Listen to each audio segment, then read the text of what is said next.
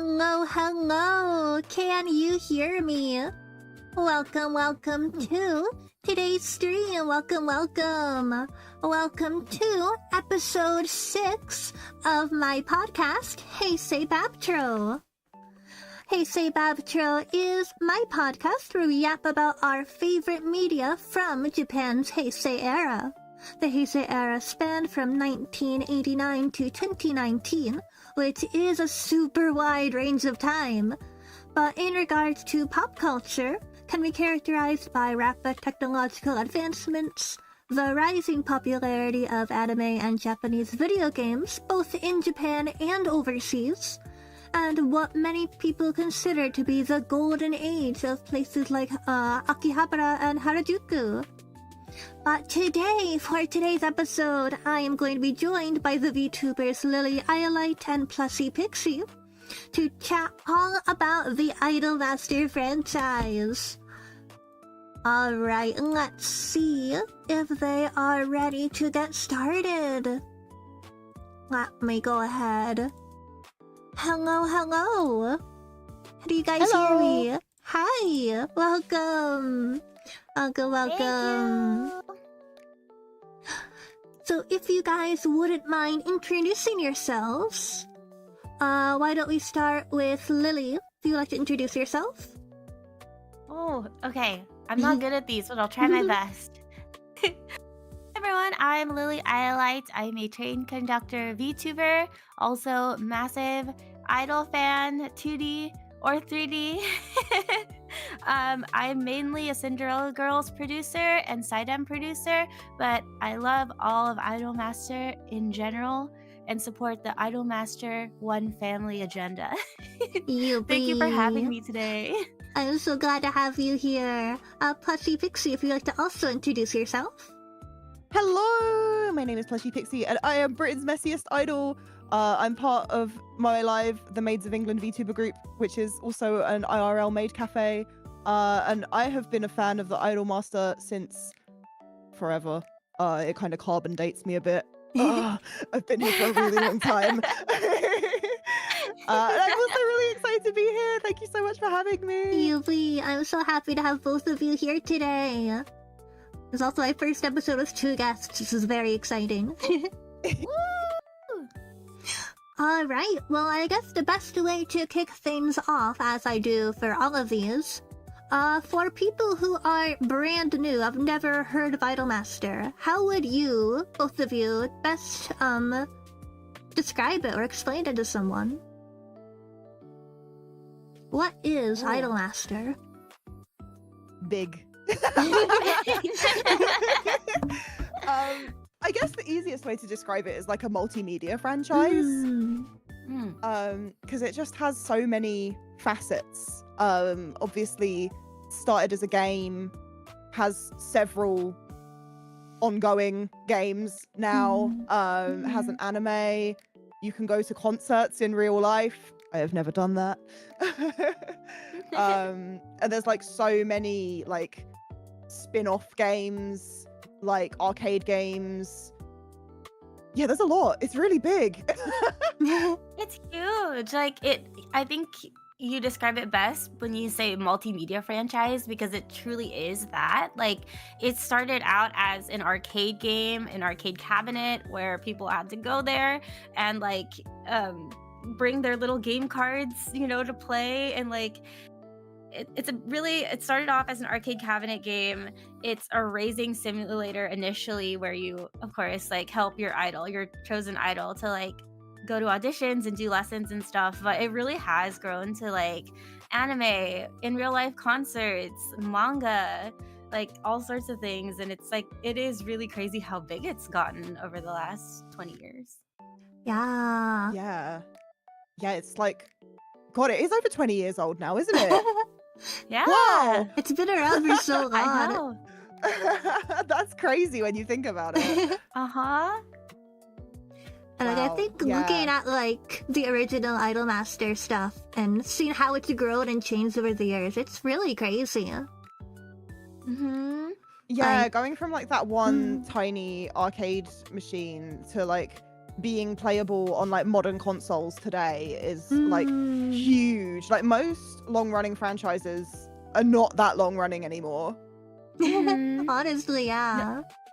Yeah, it's true. And I think especially of the voice actresses, the seiyuu who perform at these concerts, like we are so very lucky that the original cast, Namco Pro, still do concerts. When I think of like other anime franchises where some people have retired or, you know, like they've stopped their activities as that. Yeah, like as that Love group. Live. Muse doesn't perform anymore. Yeah, and Aqua had their final live last year too. Yeah. So I feel very like lucky that we can still have their presence, you know, very much like in the franchise still. Yeah, for sure. How did you both get into Idolmaster? What was your like gateway? Ooh. Do you want to go first this time, Lily? Sure. You're like, I have a story. I got into it, I think like 2013 or 2014. I can't remember exactly, but I watched the anime first because my sibling recommended it to me. Like I was already like an idol fan like way before I was introduced to the Idolmaster. So my sibling was like, hey, look at this thing. I'm sure you'll love it because it's cute anime girls and idols, which are like the things you love. So I was like, okay. And I watched the original anime and I fell in love so fast. That was like it for me. That was the gateway, was the anime. Yeah, same for me actually. When I was a lot younger, I can't remember like specifically like what year, because it's been a really, really long time. But I remember I used to love watching videos way back in the day when like people, before Kaigai Idols, we had net idols. And I loved net idols so much. I would watch so many girls doing like dance covers and song covers, and I was like, I want to do that. I never did that. Oh my gosh, I was the same. I really wanted to, but I was too shy as a teenager. I was like, I can't do it. I was way too shy and I didn't want to do that, and I didn't want to put myself out there like that. And I remember watching like a few girls doing like Idolmaster like dance covers and stuff, because there were a few back then where like a few net idols were doing them, and I was like, oh wow, this is really cute. So I just went down the rabbit hole of like, what is this song? What is this dance? Would proceed to learn dances in my bedroom. And then no one in the world has ever seen those happen. And yeah, I also watched the anime, fell in love. The whole rabbit hole goes so much deeper. Like I met my best friend because of idols. And she imported a PS3 copy to help practice Japanese. And this was years and years and years ago. And she asked me if I wanted to borrow it. So she gave me it for my birthday. But I can't read or speak Japanese. So I really struggled. So I gave it back to her and I was like, I can't do it. Even with like a guide, I was trying so hard, but I just couldn't do it. So I did try to play one of the games. But back then it was just so inaccessible and it was so hard. Especially in the barren wasteland that is the UK, where finding a fellow Idolmaster fan is like, you know, like gold dust. You find one and you cling to them. You keep that person as your friend because you're never going to find another one. But yeah, that's my lengthy rabbit hole of how I got here. My rabbit hole is significantly more cursed. I'm almost like embarrassed to mention it. So please do. I mean, I've always been into idols. Like, I was really into Love Live as a teenager, but I never really got into Idolmaster. I found it pretty intimidating. But a couple years ago, I got really into a certain video game called Corpse Party. I see. And one of the seiyuu, one of the main voice actresses in Corpse Party, is Asami Imai. She also does like all the music for Corpse Party, and so I was like, her voice is so beautiful. And then I found out that she's also Chihaya in Ah, Idolmaster. So it's like, I need to hear Uh-huh. more of her voice. So I started looking up like Chihaya's sons, and that led me down the rabbit hole. So I'm a pretty new Idolmaster fan, but yeah, it's all because of Corpse Party. No, that's so good. I love that. That's amazing. Another good like starter question, I guess. Now that we know how you got into Idolmaster, who is your current Oshi, or even who is your original Oshi, and who is your current, if it's changed at all? Ooh. Do you want to go first? Okay, this is a lengthy story again. And it's fine. I love hearing about how people. Yeah. And I'm not even kidding. Like, I love hearing about people's stories on like how they found their Oshi or their Tonto. Like, Mm. I don't know. Do you guys? Okay, this is a little bit of a tangent. I'm so sorry. No, Do you no guys problem. do you think that your idols choose you, or you choose your idols? I think they choose you. Yeah, honestly, I think the same. I think your Oshi chooses you. Yeah, Me too. yeah. I think so too. Anyway, sorry. Go ahead. So when I was a lot younger, my Oshi was Haruka because I was like, that's the kind of person that I want to be. And then like as I got older, I was like, actually, Mickey. Mickey is my Oshi, and that hasn't changed for the longest time. Like to this day, I still love my queen, Mickey Hoshi. To the point where like my old username on like PSN was like Pixie Hoshi. Oh my god, I love that that's so so cute. much. It's amazing. I love Mickey so much, and for Cinderella girls it's always been Uzuki, and it's because I think my reasoning there was because when I watched the anime and she was like asking the producer like, oh, like, you know, like I'm a massive like she like failed all her auditions and was like, you know, like not really very confident, and I really resonated with that. And when she asked the producer like, why did you choose me, he said it's because of your smile. And I was like, oh, that's so cute. Our queen of smiles, Uzuki. Right. And then yes. I also I really love Now as well. I have a lot of Oshis, but these are like my main three. Oh my god. Sorry. That was such a big reaction. I feel like with Now, I just really resonated with her like story as well, and the whole like Triad Primus stuff. Like she was like, you know, like labeled as a tsundere, and it was like, you know, like hiding how shy she was, like behind like just insulting people and getting really defensive. And I was like, oh no, I relate to that too. Yeah, so they're my Oshis. What about you? So let's see. When I watched the anime first, okay, you might hate me. When I first watched the anime, I had a really strong initial reaction to Miki's plotline. A lot of people do. Yeah, and I did, but then after her transformation, or I guess I shouldn't say transformation arc, but after like her arc where she decided to like rejoin, I really grew to like her, and I was like, you know what, this is a girl who kind of like stands on business. Like I respect that. Yeah, like I really respect that. So I guess I'm like a Miki fan, and then my Tonto, like my assigned idol who I produce, is Yayoi, just because she's so cute, and like I'm also the oldest sister in my family, so I really related to like the supporting my family members and like trying my best for them, and I don't know, she's just so daughter.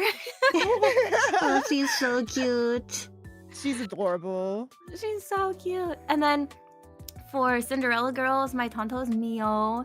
I like I like Genki characters a lot. And Mio is like super she's like very friendly, like she can make friends very easily with everybody, and I like and admire that trait. And she also, even though she is like this bright and happy character, like she does have her like fragile side sometimes where she gets a little anxious and unsure of herself. And if you've watched the anime, I'm sure you know, and people had feelings about that too, and it hurt me a little bit. Yeah, I won't lie. For the longest time, I was like, I don't really like Mio, and then I came around. It's like, hey, I'm a changed woman. I've seen the light. It's okay. I understand. Yeah, I was even one of me. those people. No, it's as long as you've seen the light, it's okay. Because the thing is, like, I was a fan like before the anime, so I was like so stoked on like, oh my god, how are they gonna portray Mio? What kind of like storyline are they gonna give her? And then they gave her that, and I was like, why is this happening? Oh, you must have been heartbroken. Oh, it was so sad. And then like seeing Twitter like after it released, I was like, I hate it here. Oh no. Yeah, I genuinely think that Mio got done really dirty in the anime. Like, they gave her the worst plotline and characterized. Like, I don't like to use the term character assassination lightly, but I really do think that like they could have done better. Yeah, no, I agree. I think they could agree. have done it better. Yeah, so that's my that's my Tonto, who I love forever. But I'm a really big fan of Now, which is why I was like excited, because I was like, oh my god, another Now fan.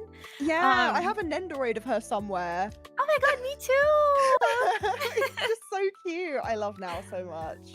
Now is so cute. I like her for, you know, the same reasons as you, but I also really love her voice actress, Eriko Matsueri. I think she like really embodies Now when she's on stage. Like when she's performing as Now is there to me. Yeah. So it's like, it's such a joy watching the live performance as well as like listening to her performances like through the game or through the CD. So huge fan of Now. And then for Side M, I'm a Hideo and Saki producer, and I don't really have like assigned produced idols in Million, Shiny, or in Gakumas though. I'm getting into Gakumas more, and China is my assigned. She's my idol I produce. Yeah, it's a long list. The only idol master I've played so far has been the original arcade game when I was in Tokyo last year. When I went to Nakano Broadway, and I was Chihaya's producer because, I mean, as I mentioned before, I really love Chihaya. I love her voice so much. She's one of my favorite singing voices. Have you seen those first Take episodes that she's been on? Yes! Oh my god. So beautiful. So good. Yeah, it's so cool that they're able to do that as well, like, and like have like the character model like there. I think that's amazing. Yeah. I was a little bit sad when I found out she was going to have a concert, like a Chihaya concert, like after I'd already left. I was like, no. I probably wouldn't have been able to get a ticket anyway, but still, no. Yeah. Oh, it was so nice. I saw, I watched like the free portion that they posted on YouTube, and it looked so nice. Yeah. Like Budokan just like lit up for her. It was so beautiful. Also, I remember when I first arrived in Tokyo, there was this one store in Akihabara that I think they change it out every now and then, because the next time I went, it was different Idolmaster members. But they had like a whole like shrine of merch for is it Chihaya. the one in that mall? I think so. Yeah, I remember like Yeah. stumbling upon that by accident, and I was like, oh. And I'm about to spend it a was lot like of money. so much merch. It was like, it Yeah. was so cool. I Yeah. was like, oh my god, wait, I know her. Yeah, the walls are like lined with merch. It's crazy. It was so cool. Yeah, I explicitly remember like stumbling into that by accident, because I was just kind of wandering around Akihabara, and I was like, how did I get here? Yeah, it's really easy to get lost in Akihabara. There's so much to look at. Yeah, And, like, there it sucks for me because I would always like find a store like, this place is so cool, I want to come back here, then not know how to find it again. and then you just can't. Yeah, you just can't. Yeah, I feel like for me, because I'm a pretty new Idolmaster fan, I found it at first really intimidating to get into. Like, I started with the Cinderella Girls anime, actually. I watched that first. And I'm currently watching the original anime. But Yeah, I can understand why people think it's kind of like big and scary and intimidating. Mostly because it's just been like, it's been going on for over 20 years yeah, now. there's so much content. There's a lot. And And I've not really engaged with like the more recent content because it's really, really it's still really inaccessible outside of Japan. Yeah, no, definitely. Like shiny colors like onwards, I just haven't really interacted with. And it makes me sad because I want to so bad, but yeah, it's just real rough. No, I get it. I feel like, compared to, I mean, I they're not the same, but like compared to Love Live, right? Like, in terms of accessibility, it is really like night and day. And I do have to like give a shout out to the people who are translating like all the IMAS content. Like they do like the patches for shiny colors, and Gakumas as well. They do translations, but it's still like super inaccessible to everyone at large. And it's like a shame, and I just wish, I don't know, people have like differing opinions on whether they want like English versions of the game. I would love one though. I would also love that. And it's like there is obviously an appetite for it, like an audience for it, because there's so many instances where like I believe one of the more recent games was available in the US, and I've said before that the UK is a barren wasteland and we're often overlooked for this kind of thing. But it just astounded me. I was like, what do you mean I could just go and buy like an actual like copy of an Idolmaster game in the US, but I can't do that in the UK? And I think it was digital only. So I was like proper gutted, Yeah. No, I get it. It's like, it is kind of a bummer seeing other games kind of like jump in to this market and seeing them succeed, and then thinking back on like all the opportunities where Bandam could have done that for IMAS. Like there were definitely times in the timeline where I think about it and I'm like, oh well, if they had just done more for like X game, they could have pushed it out. But I don't think they have plans to do that.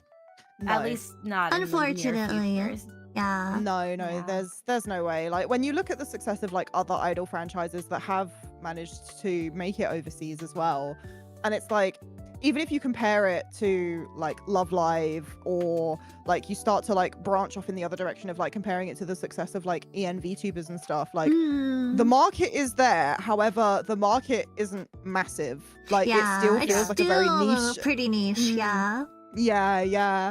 And like I know before we started talking, we did briefly mention IRL idols, and it was kind of a gateway. Like I used things like Idolmaster and like other idol anime to get into IRL idols as well. Yeah, same. I can count on one hand the amount of like idol related activities I've been able to do in the UK. Like it's so small. Now there's definitely, it's getting bigger in the US, but even so, like the US is so big and it's also spread out that it's still even hard here. Like I feel like for me, since I'm on the East Coast, like I feel like so much idol stuff happens on the other side of the country. Like I can't get that far. So yeah, I totally understand that.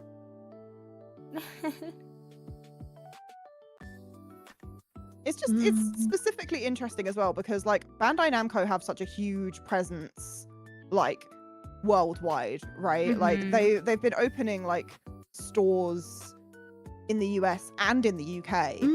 But like I don't know if it's like the same in the US, but like the cross stores that we have over here are just full of gacha machines and the One Piece trading card game. Yeah. And like you'll look at those gacha machines and you'll be like, okay, hold on. Like you're standing there, rows upon rows upon rows upon rows of gashapon machines are right in front of you. And you look in them and you're like, why is there an Idolmaster like gashapon machine right in front of me in England for a series that has never come out over here. Oh my gosh, I know. Oh my god. Right? And then you look inside and you see all the capsules and you're like, somebody has been buying this. Who are you? I would like Who to be are your you so I friend. can talk to you? Yeah. Leave I a just note or wanna talk. something. Yeah, right. Like leave like your phone number strapped to the front of this machine, please. Leave me on Twitter out or something. I just want to talk. That's so funny. It's highly cursed. I'm like, so you can Bandai Namco can acknowledge it in like that way. And I don't know if that's like them slightly testing the waters and being like, oh, well, what happens if we just I chuck wonder. Idolmaster into a gashapon machine in England to see if if people buy it, you know? I feel like they do like kind of push IMAS like randomly sometimes in like other Asian countries. Like recently, Million went to Thailand for their Yeah. like recent expo, which is There was like a lot of Korean stuff too, right? they had Idolmaster Korea for like a moment, which it was its own thing, like its own complete other thing, which anyway. But yeah, it's like they'll push it randomly in some countries and then they'll like pull away for a while and then they'll poke at it a little bit and then they'll like pull away and I'm like, I don't know.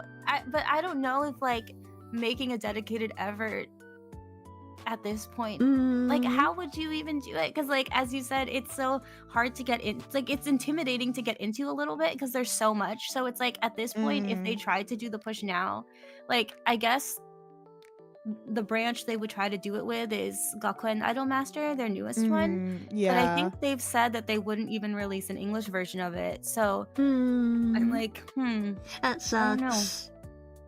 Yeah.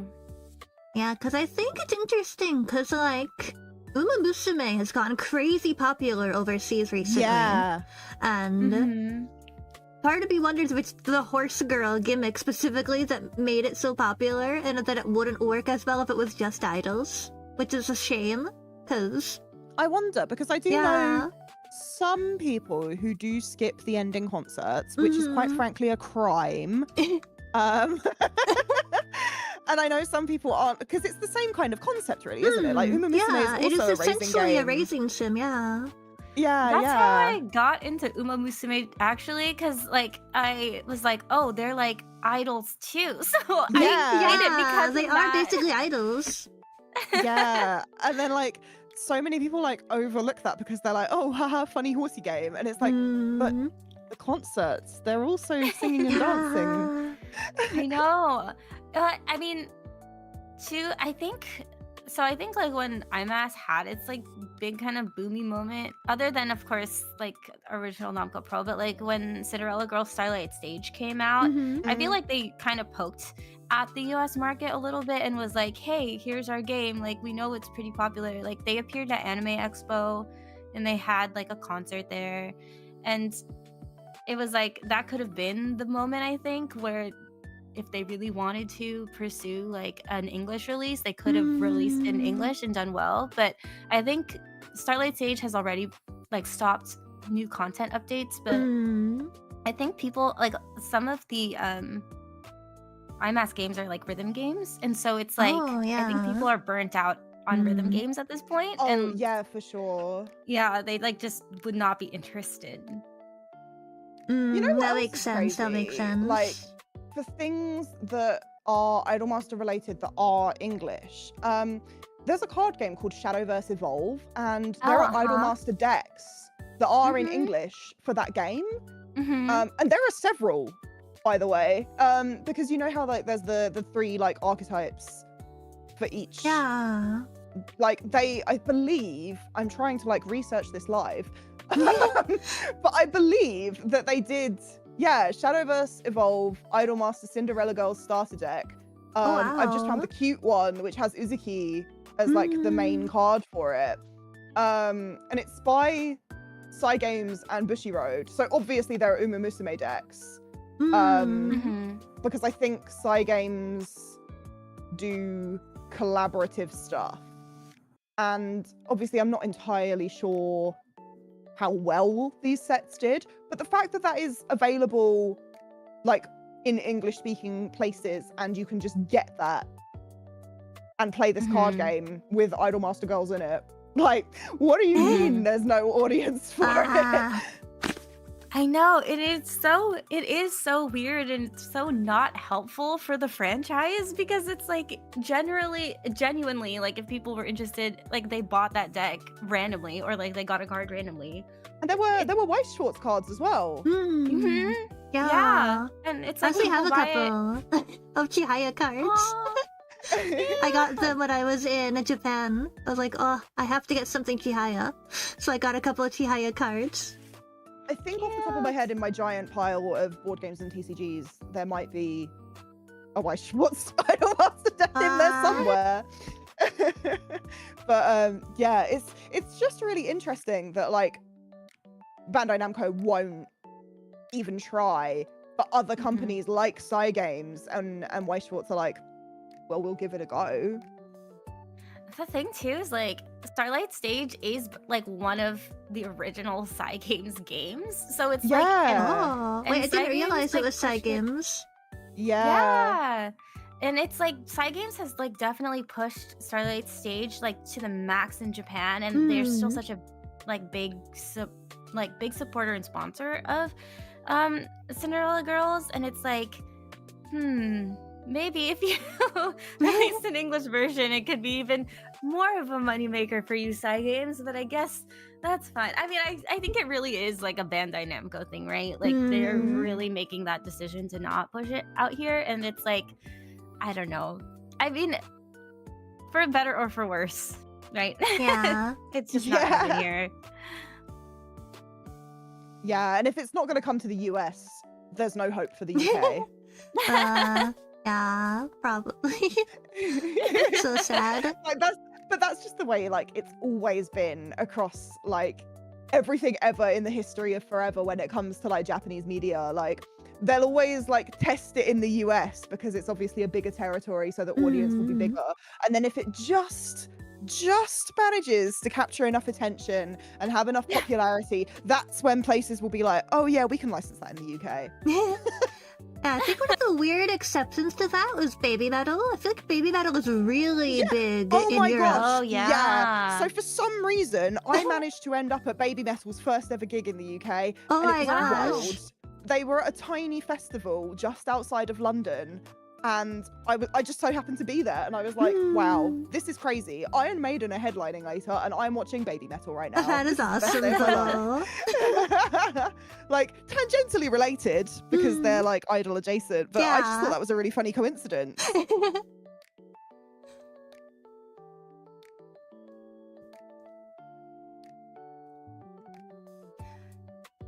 I guess kind of on a similar vein to what we've been talking about a little bit here and there, about how big and somewhat intimidating Idolmaster can be. Where would you recommend newer fans or people who want to get into Idolmaster to, like, get started? What would you recommend first? Honestly, I feel like the anime is just such a good, easily digestible Yeah. thing.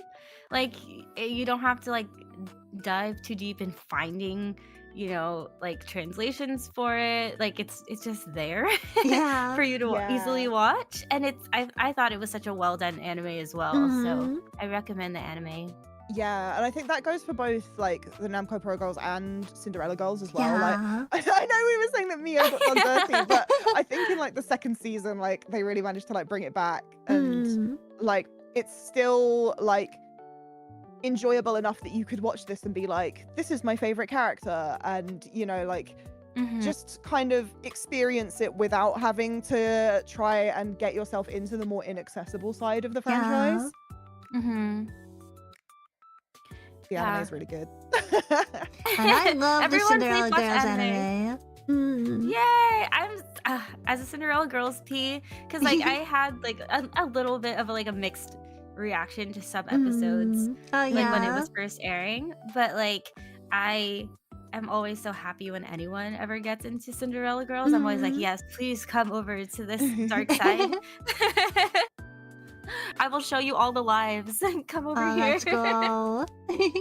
And I feel like so many Idolmaster songs are so iconic as well. Like, if you've never heard of Yes. the Idolmaster, you've probably heard Onegai Cinderella. You've probably somehow heard like Ready and Change, and like Oh my there's gosh, so many yes. songs that were like Yeah. everywhere. Yeah, like even recently, like obviously VTubers cover a lot of anime songs, but like recently, like the newest Master branch, Kako and Idolmaster, they one of the songs for one of their main girls, the main blue, went pretty viral too amongst like VTubers covering it. So like if you've probably heard like Luna Say Maybe from Gaku and Idolmaster, or like SOS from Shiny Colors. Oh yeah. The songs are so iconic, like even outside of the sphere of like anime idol, 2D idol fans, you know? Yeah, there's loads. Like Voyager, when that came out, that was everywhere. Oh my And that God, was like a iconic. really nice anniversary thing for the series as well. Yes. Yeah, Luna Say Maybe was like everywhere. I know. It's such a good song too. Like I feel like with this particular branch, they're stepping into different genres more. And so it's really refreshing. Not to say that like music from all the other genres are not refreshing, because or not genres, other branches, because I love the music from all branches, but it's something about this new branch, Gaku and Idolmaster, the music is just so good and so fresh. So I was trying to remember what the first Idolmaster song I heard was. I think it was actually it was a VTuber cover. One of my favorite VTubers, Rosemi Lovelock. She did a cover of Nana's song, Martin Debut. yeah, And I was like, this song is great. What is this from? I had to look it up. And I think Nana is probably my favorite from Cinderella Girls. She's so cute. Yeah. Oh my gosh, she's so cute. I love you know, her. another song that comes to mind when you talk about like the really iconic ones that were everywhere, Hotel Moonside. Oh. Oh my Yeah. God. Oh, when Hotel Moonside came out, that was crazy. Oh my God. Such an iconic song. And like other iconic songs, I mean, you mentioned Chihaya earlier, like way back during like the Nico Nico days, if you hadn't heard like Aoi Tori, like what were you doing? Yeah. You know what I mean? Like her songs are just so iconic. They're Yeah, so like good. Chihaya never misses. My Yes. first ever cover as a VTuber was Ready, actually. Oh, that's awesome. And I really want to redo it because I've improved so much since then. I'm like, I want to do justice to myself and justice to my Idolmaster girlies by redoing it 4 years later, because I want to see how far I've come. Yeah, that'd be Yeah. awesome. That was so cool. Yeah, and like, yeah, it was just Idolmaster for me was like a huge gateway into like other idols and other franchises too. Like without Idolmaster, I would never have discovered like the AKB 0048 anime that got me into AKB48. Oh my gosh. And then that just Wait. kind of like spurred into other things. Your gateway to AKB was AKB 0048. That's Thankfully, at awesome. the time, That's amazing. half the members were still there, so it was okay. But God forbid anyone watches that now and all of the girls are graduated. Oh no. Oh my Like, gosh. imagine watching that and being like, wow, Achan is really cool. And then you're like, who is Maeda Atsuko? And you're like, oh, well, that ship sailed a really long time ago. That's amazing. I love that so much. Yeah, there was like a little group of us. Because I used to hang out in like the cosplay community over here. And there was like a really specific small little group of us that all watched it. And like some of us got really into AKB48. Like because of it, and some people just enjoyed the anime and that was okay too. But yeah, some of us really fell off the deep end there, and then that just opened other doors. Like I'm a huge fan of Aikatsu. Like I really loved like Pre-Para, and like I just couldn't stop watching idol anime. There's so many of them. There's so many. There's so many. Yeah. Oh, that's so fun. Yeah, it's a good time. There are so many idol anime, and it's like it's not even that there's just so many, but like there's like so Mm. much content for each franchise and it's Yeah. still going so strong in Japan that it's like easy Mhm. to find like fans, you know what I mean? Like even Yeah. if you don't see fans like in your immediate area, like you can Mhm. still connect with people online, and Yeah. it's just so Yeah. fun. I still Yeah, and I distinctly think remember. Sorry, I don't mean to interrupt. oh no, you're good, I you're still good, you're good. distinctly remember being at a grocery store, like a normal generic grocery store in the city in Japan I'd been living in, and ice cream started playing, and I was like, Oh "This is grocery store yeah. music! Oh my gosh!" Yeah, what is going wrong in grocery stores worldwide if we don't have that, right? Oh my gosh, if we had that in our grocery stores, I think the world would be a better place. Oh my Yeah, I gosh, think so should. true. people would be very confused, but I'd be here for it.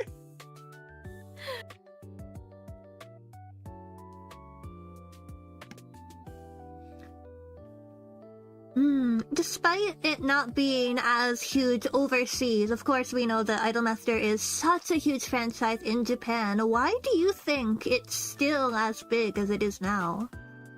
What do you think has kept it so popular over the years? Dedicated fans. Yeah. I don't know if you've seen, but at some of the more recent concerts, they've had these boards up where you can take a sticker and it says on the board what franchise got you into the Idolmaster, and I'm gonna try and find it Yeah. because the image is really good. And a lot of them are from the older series, so it'll be like the 765 Pro era, and like I think because those dedicated fans have stuck around for such a long time, that is probably what a lot of the franchise still owes its success to. Honestly, yeah, because even like before this new branch came up, it was a lot. I still think the dedicated fans are carrying this franchise. Like Definitely. they're getting a lot of new fans again, but it's the dedicated fans, and it's like proof of like how good. I mean, sure, the story writing can be terrible. Like it's definitely had times where it's, and I'm not even just speaking as a Mio producer, but like, you know, in other branches and other places, like the story writing can be faulty at times, but it's also like proof that the characters are just good. Like Yeah. they have heart. The storylines have heart, and it makes you really want to support them like throughout your entire fandom run, you know? No, I definitely agree with that. I cannot find a picture of this board for the life of me. Probably because I can't really search in Japanese. But another interesting thing that I just got reminded of, however, on that search was I found a Reddit thread of someone asking like other people, how did you get into the series? And they were like, oh, you know, like I used to be a Love Live fan. But someone responds and said, I played Tales of Vesperia. So obviously the Tales series is like a beloved RPG series, again, Bandai Namco, and they would do DLCs for like other franchises' costumes, and a lot of like the games from that kind of era had Idolmaster costumes. So you could dress up like the cast of like a few Tales games, and they've done so many like Idolmaster collabs where like, you know, like the Tales characters are in like idol costumes and whatever. And I just saw someone say like, oh yeah, I got the Idolmaster DLC for this Tales game, and I'm like, that's a crazy coincidence, because I got into Tales after I got into Idolmaster, and every single time I'm like, what do you mean I can change all the like battle themes into Idolmaster songs? Oh my gosh, that's awesome. That is so and cool. Can, like, let me see if there's like a list of like which games specifically have DLCs, because there was a lot. Wow, I had no idea, actually. Yeah, Tales of Berseria has Cinderella Girls costumes. So you can dress the main character as Rin. You can dress Magilu as Anzu, and you can dress Eleanor in the party as Kirari, which is crazy. Oh my gosh, that is crazy. Tales of Graces had Dearly Stars, and Tales of Zestiria had the Namco Pro Girls, and I was thrilled to be able to get this DLC. That is so cool. And it's just such a interesting crossover, because it's like, what do you mean there's like a Venn diagram going on here? You know, like what is happening here? Why is this available in the UK? Like, Bandai Namco, okay, like what is happening? Some of them were a bit more stripped back. They didn't all have the music in it. But I just thought it was like an interesting thing to bring up. Yeah, because not all of them had the BGM to like go with the costumes. But yeah, just a really odd thing that happened, given that like obviously we can't play the games over here, but we can certainly buy that DLC. So yeah, like they have that data of like people being like, oh yeah, I'm just gonna put the characters of this JRPG in idol costumes from the Idol Master specifically, and it's like, are people downloading that because they don't know what it is, or are they downloading that because they do know what it is? Because it was like paid DLC as well, so surely only people that like know what that is and like enjoy it are gonna be likely to buy it, right? Yeah, that would make sense. That's so cool though. It's kind of crazy.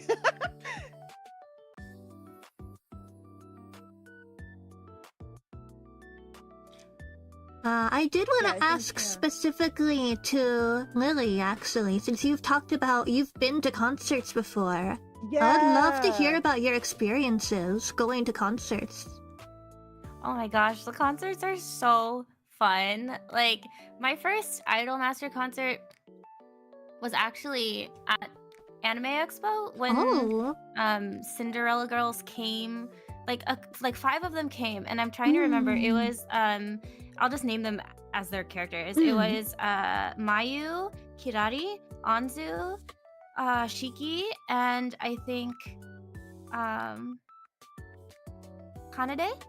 Oh, And they that's came cool. to perform for like, it was like some idol night thing. So they were there.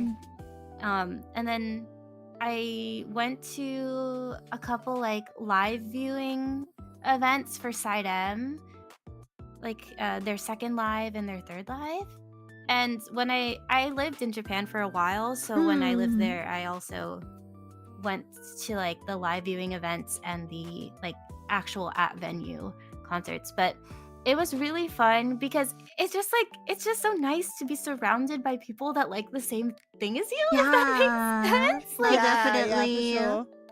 and like the love that they have for their favorite idols is just so, it's so heartwarming, and people have like their plushies and their towels, and like everyone goes all out to really like show that they're supporting Idolmaster as a whole and their favorite characters. So it's just really fun. And like the benefit, of course, of like concerts in Japan is that people aren't like super rowdy or rude. Yeah. So it's you can easily watch the concert in peace. It's really nice. Do you have any like But yeah. special like stories or many moments that like really stand out to you from any of the concerts you've been to? Ooh. My favorite concert has probably been Cinderella Girls 7th Live, which is Glowing Rock. It was like the finale in Osaka. It was in Kyocera Dome. And I just remember like the intro of the concert is they had like a giant curtain up on stage, and the first song was Girls in the Frontier, and it starts going, and like the song starts, the crowd is going crazy, the lights are like moving around, and then when the song is like, when they're about to start singing the song, the curtains like drop with this big boom, and it was just, I hate to use the word epic because I feel like lame, but like it was such an epic moment. That And I'll sounds never forget it. awesome. Yeah, so like to this day, Girls in the Frontier is like one of my most favorite songs because it was just so good live.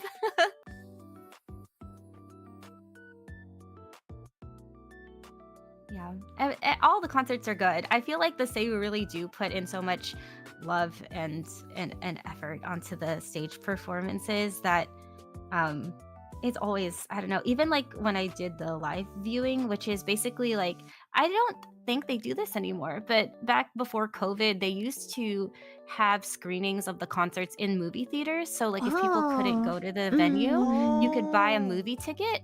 And so that's what I would used to do because I couldn't get tickets to the actual venue. I Mhm. would go to my theater and watch the concert as it was airing live, or like as it was happening, like at the theater with other producers. Oh, that's so And cool. yeah, and it was like cheaper, so like it was just nice to have that option too. I don't know if they do that anymore, but Mm. like even watching it at the theater, like everyone was just so passionate, and it's just really fun to be Yeah, that in a sounds space like really that. fun. Yeah. Um, Yeah. Have you guys seen any of the concerts, like whether it was like from the Blu-rays or when they had it streaming on the internet or anything like that? I've I've only ever seen like the odd like free bits that they put on YouTube because Mhm. like I find it so hard to like I've never been able to like buy a Blu-ray or anything because of like the region like access stuff. Mm-hmm. But yeah, I've only ever watched like small snippets of bits that have been like Yeah, uploaded to same. YouTube. Same. I've only seen like Yeah. clips from concerts, but they look so cool. Like I've watched a lot of like clips from like Chihaya, like Asami and Mai performing. Mm-hmm. Like there's I'm one. really grateful. There was one. I don't remember what song it was now, but I remember like she was like crying on stage while she's performing. Can't remember what song it was now, but it was so good. Oh my gosh. I want to say it was the Yakusoku performance where all I the think girls come up from behind. Yeah, it was that one. Oh, that Yeah, was oh so my gosh. good. Yeah, Yakusoku's so good. Yes, I'm so glad that she did it for First Take because Mhm. it's not Yeah. only just such a good song, but like the memories that people have with it are Yeah. so strong. Like It's if so you read nostalgic. It is Yes, so if you read the good. comments under that video, it's Mhm. like it makes me cry because people are like, I first heard this when I was in middle school and now I'm a working adult and it's bringing back so many Aw. memories. I'm like, ah, I love that. right? I think that's what's so special Yeah. about franchises to go on for this long is that people have so many like core memories that are associated with it. Like it's something you can grow up Mhm. with. I love that. Yes. Oh my The gosh. the top comment on this on the First Take Yakusoku video is actually in English, and Mhm. it says, "Whether you became a Chihaya P this year, 5 years ago, 10 years ago, 20 years ago, you're here now, and it was all worth it." Oh, I love that so much. it's so true. Especially as like a new Chihaya fan, that means a lot. Yeah, yeah. I And like love so many people are Diana. like leaving comments for her. Oh my gosh. I'm And like it's like- really happy. Yeah, Mhm. like there's so many people all around the world commenting on this video. It's crazy. Oh my gosh, that's amazing. Idolmaster is loved by so many people in so many parts of the world. Please release it in English. I know! Please do anything, please.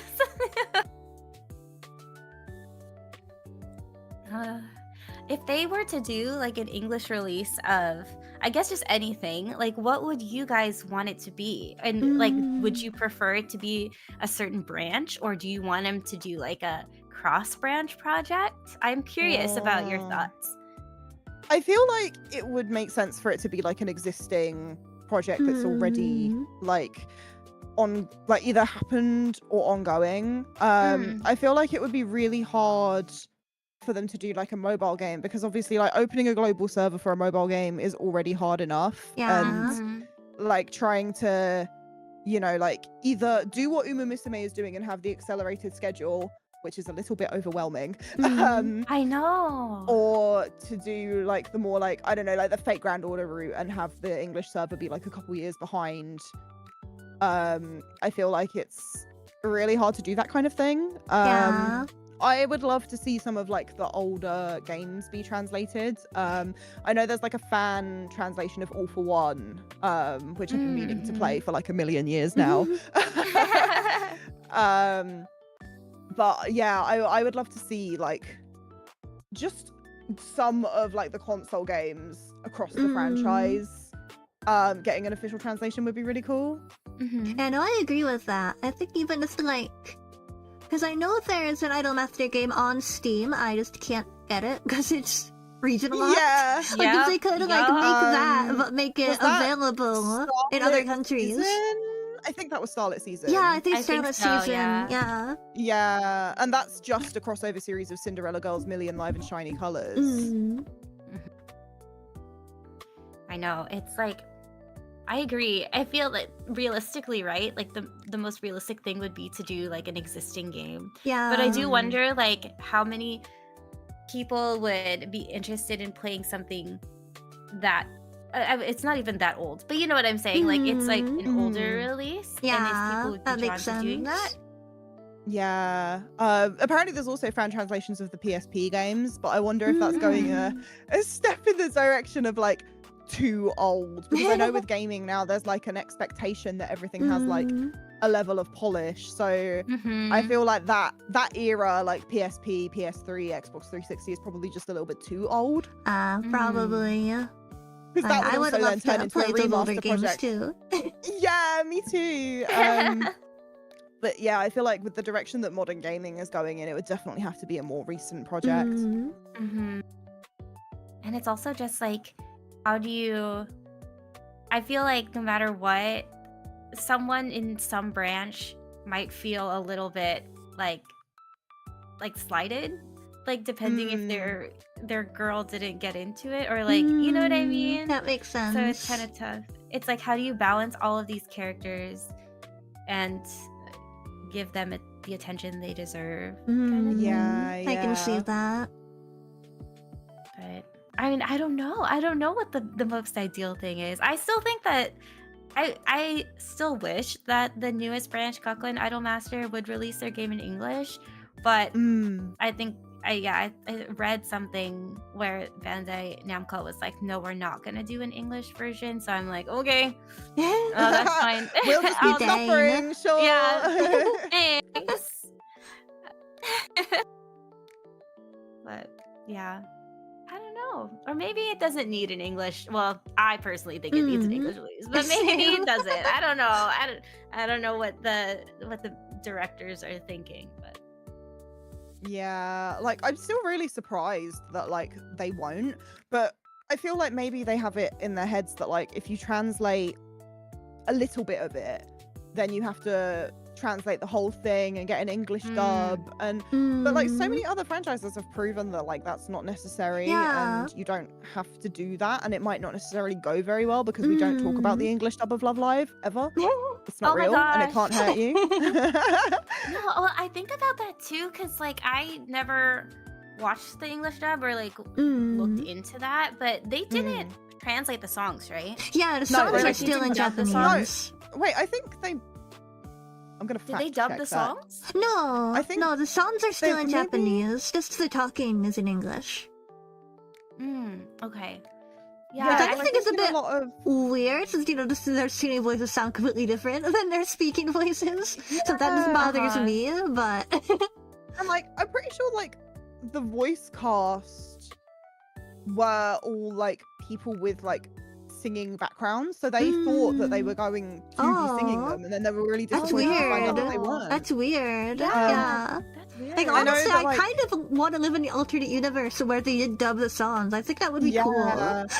I think it's a lot harder with like music and music-related media to like do an English dub and then dub the songs too, because then you have to, you know, find voice actors who have like the ability to sing, and then you have to get them like mixed and mastered. No, that makes the additional licensing. I feel like it's just this weird, that would be really like, difficult. licensing That would be a lot. hell.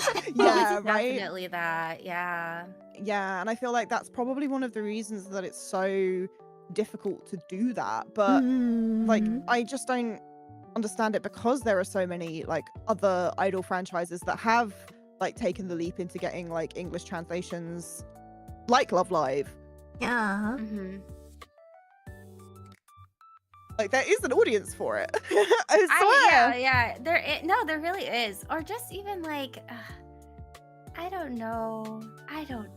like, because Love Live used to have their concerts shown here too, right? Like in movie theaters. Like I went to the Aqua one Yeah. when it was performing or when it was showing in US theaters, and it's like, couldn't they have done that with IMAX? I don't know, but then I guess the popularity difference really was huge, so maybe it wouldn't have been possible, but I wish they did. Yeah, and like so many places were asked to do like Love Live screenings in the UK, and every single time their response would just be, no, there's no audience for it. No. That sucks. It Like, sucks for when real, when it's really niche. Like there's still people who are into that niche, but it's still niche enough that are like, but there's not enough people. Yeah, and I imagine like when you're looking at like the demographics of like an entire country who are fans of this thing, and then you go, okay, what city do we do the screening in? In a country as small as the UK, the only option usually is London. Yeah. And not everyone lives in London. So it's really tough because yeah, people were like, oh, but I live 5 hours away from London. How am I going to get there? Whereas I imagine in the US, it's like there's probably like small concentrations in like bigger cities of people who are like fans and are able to like, yeah, like commit to like going to events like that. But yeah, it just doesn't happen here, unfortunately.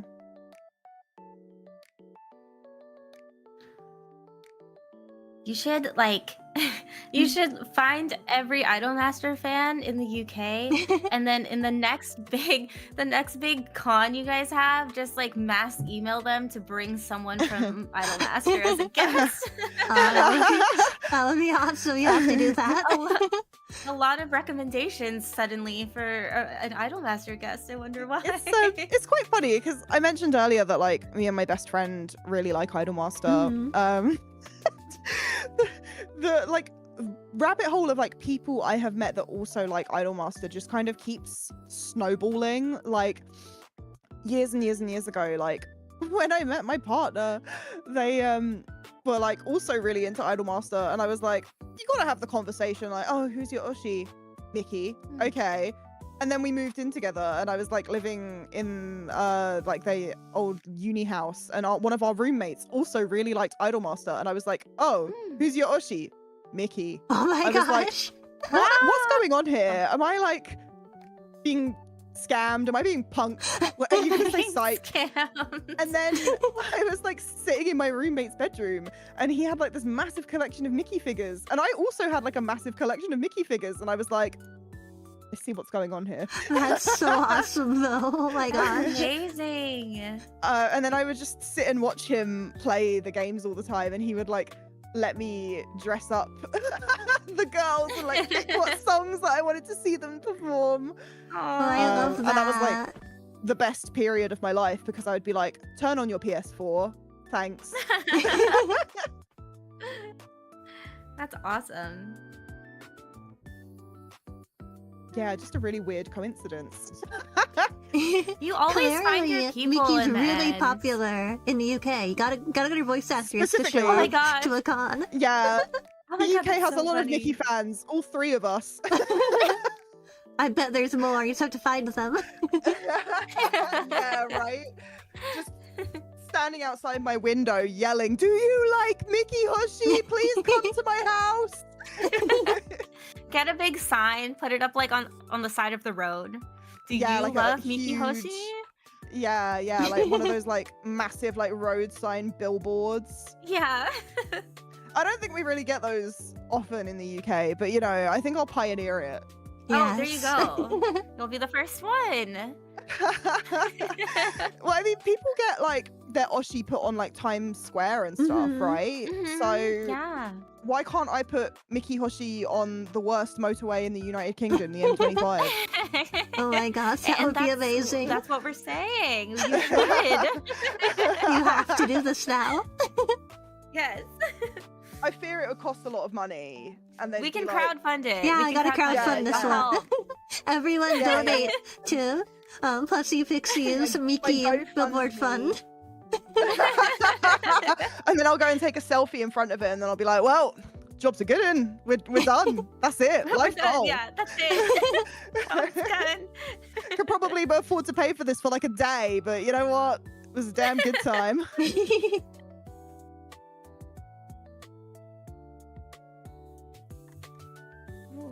I have a question, which is like kind. Yeah.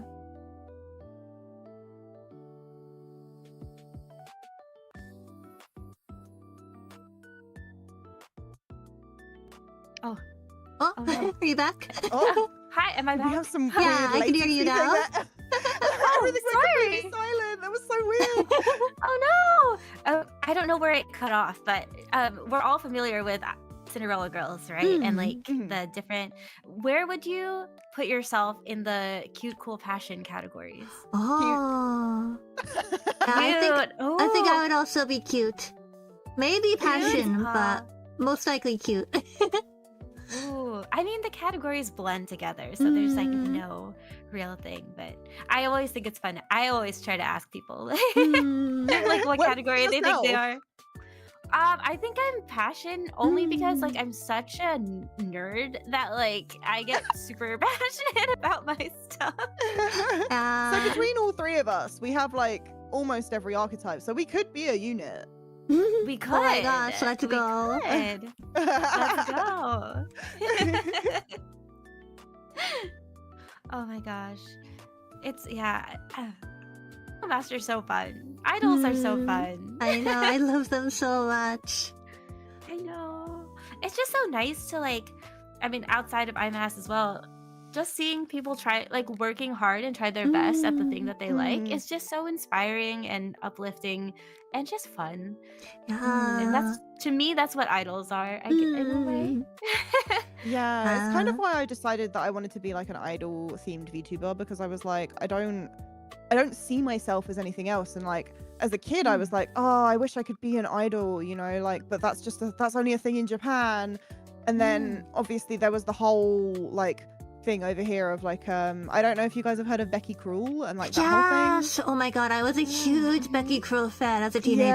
Yeah, I and like loved she her. like blew up massively, did like convention appearances over here like all the time, and I was like, maybe it is possible. Still not putting myself out there on the internet though, because I was way too shy. And like I was like, I just want to do that. But then obviously like you look at like the shelf life of an idol, and then you're like, oh, but I'm too old. So I was like, I had that same perfect, thought. VTubing. It's why, yeah, it kind of like opened that door, because I was like, oh, the dream isn't dead. Like I can just do that in my own way, and that's so cool. It was actually the same for me. That's part of why I became a VTuber. Is like I wanted to be able to push myself to sing and do idol-related activities, even though I'm a very shy person, and like, literally, I didn't start singing in front of people until last year. No, literally, like, I didn't start singing in front of people until I became a VTuber too. I was so scared, and I was like, this is my dream, I'm gonna make it work. And I was like, sorry guys, I have to sing over the actual track because I'm too scared to sing without it. But I've come a long way since then. Yeah, me too. Oh my gosh, I love it. Yeah, it's really like, when you look back on like all the influences and like all the inspiration from like way back then, like for me it all started with the Idol Master, which is why it's so crazy to be like, I can pinpoint where it all began, you know? No, that's amazing. Like I love it's just so nice to hear like how Idol Master has like affected people's lives and in big ways or small ways, and it's like, what, isn't it amazing to be a part of something like that? I don't know, that's just my opinion. Yeah, no, I think you're right. It really is.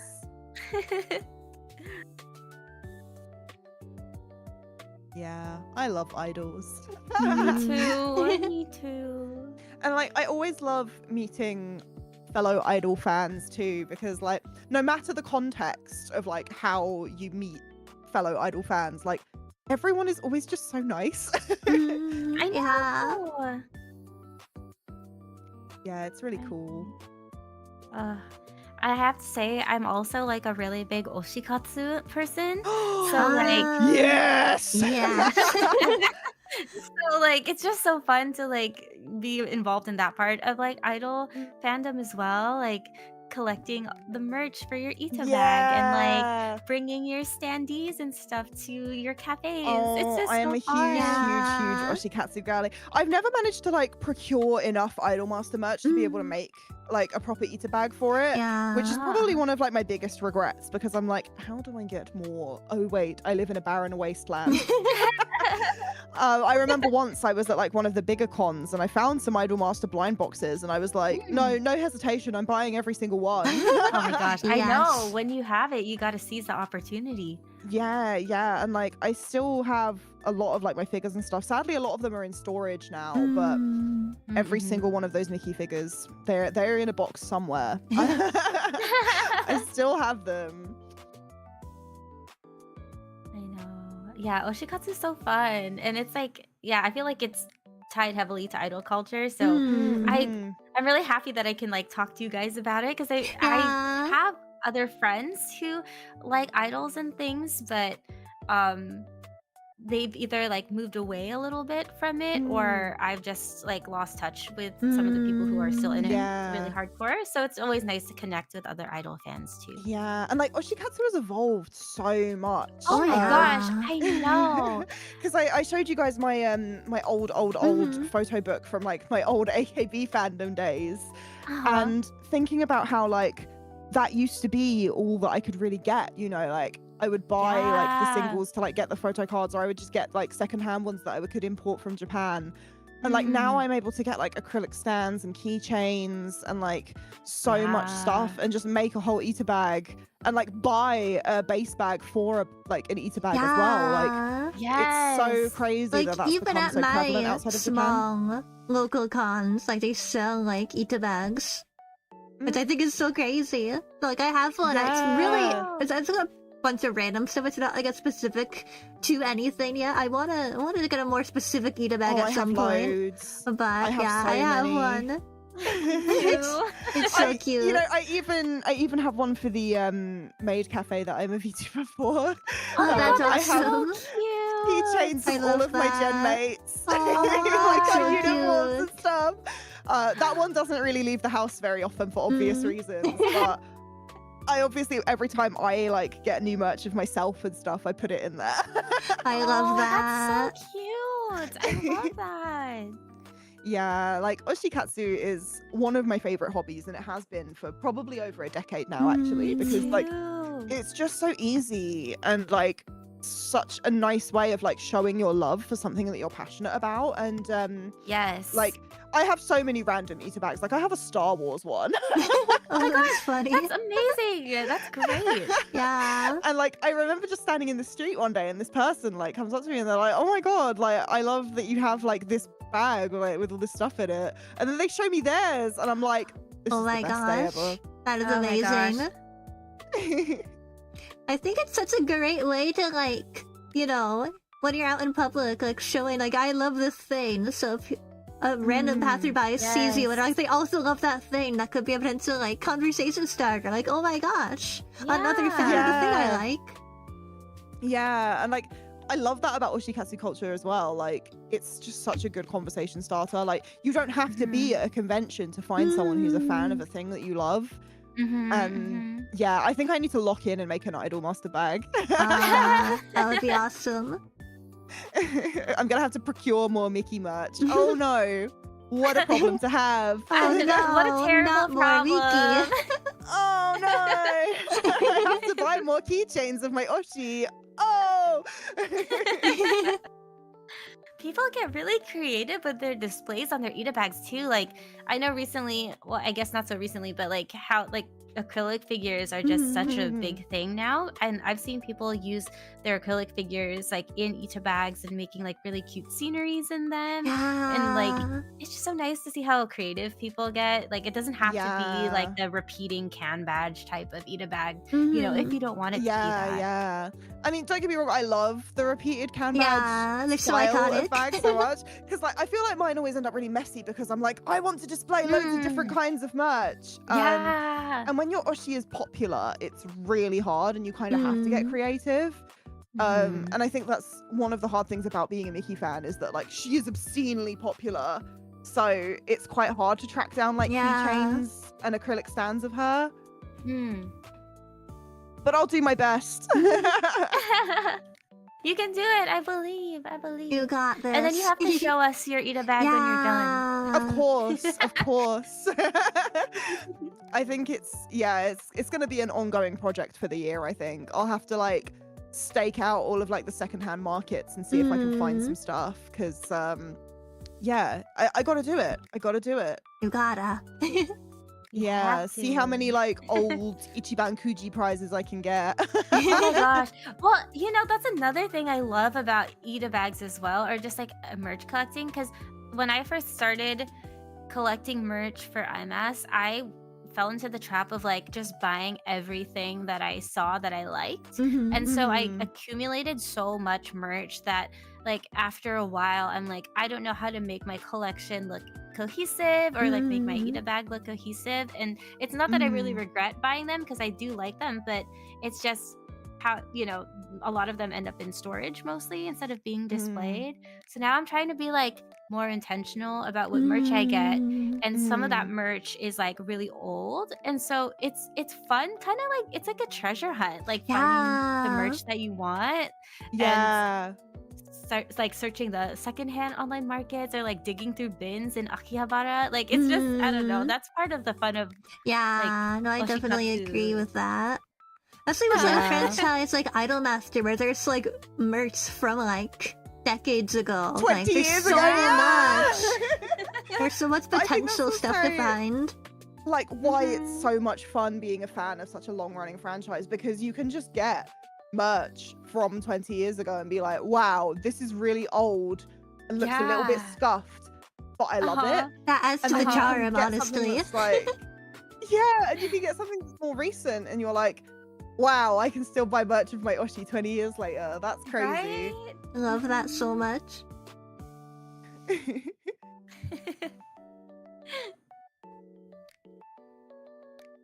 And that was one of the things I got really excited about when I started learning about Idolmaster, and specifically Chihaya, because I was like, Chihaya's been around for that long. There's so much Chihaya content, and she's still so popular.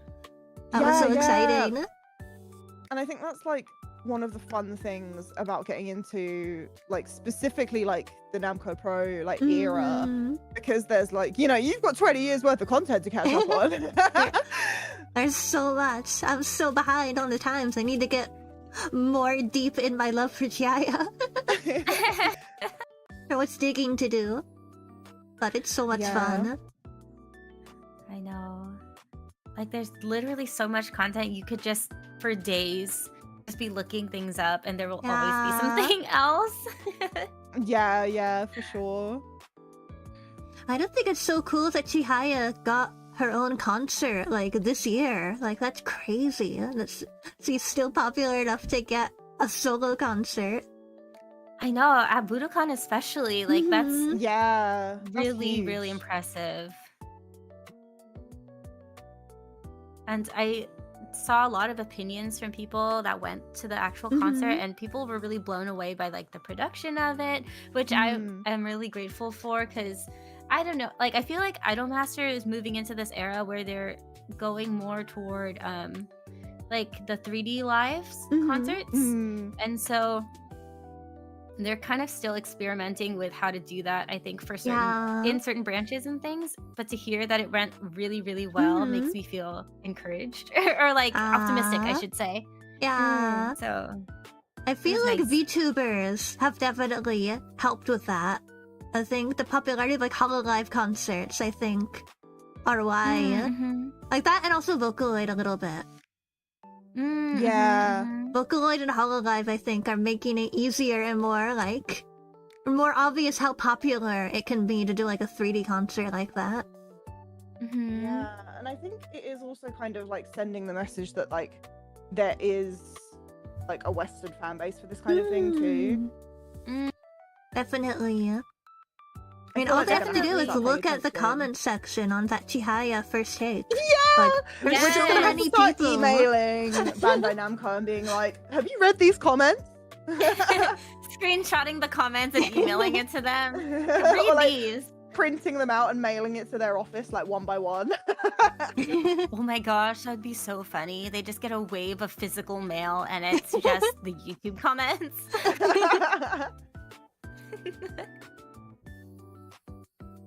And I feel like the 3D lives too are like, it would be so easy for them to bring that overseas, you know? So wink wink, nudge nudge, Bandai Namco, please bring them Please. overseas. I'm I no will longer fly asking. anywhere. Yeah, I think it's still crazy that they're like, no. Well, there's I no way. Come on. I know. I wonder what their This- justification is for it now.